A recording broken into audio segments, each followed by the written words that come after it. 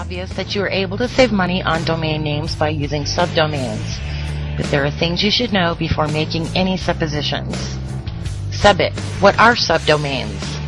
If you believe you're knowledgeable enough to know what I'm talking about, then feel free to go on.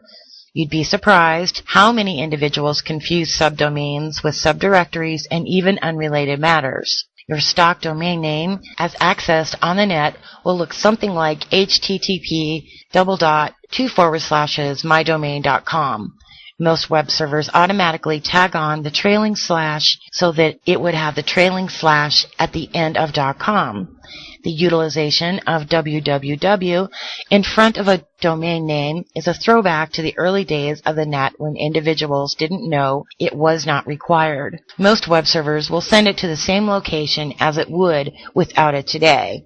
That www, incidentally, is a subdomain of the domain, which is what the domain name refers to in the first place. A great example for subdomains is the Blogger service placed by Google. Every site on Blogger is a subdomain of blogspot.com. Blogger servers host thousands of blogs, each one with a unique subdomain name. They even map a subdomain of the www to the subdomain, which is a little overkill if you were to ask me.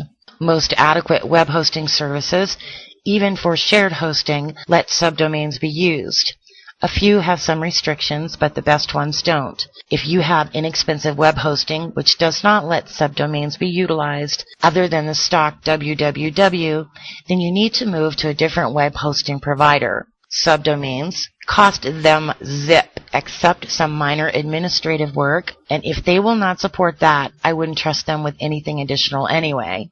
Unless you're running your sites on a dedicated server or a VPS without a control board, then you ought to have a control panel you are able to utilize to manage your subdomains as well as everything additional. The two basic control panels are cPanel and Plesk, but there are a couple of others as well. Bringing about subdomains on cPanel and Plesk is simple once you understand what page to navigate to. It truly doesn't make much sense to establish subdomains on a fancy domain name unless it's for branding purposes. This is what several commercial sites do, so that they don't have to go on purchasing domain names that might or might not be associated to their brands. When you produce a fresh site on a subdomain, it's processed just like a brand new domain. It doesn't matter if it's placed in front of a high-ranking established site or a low-ranking fresh site. All you have to do is consider the Blogger blogs and you'll know I'm telling you the facts. Sites set up as subdomains may rank as well or better than sites set up on standard domains. It all hinges upon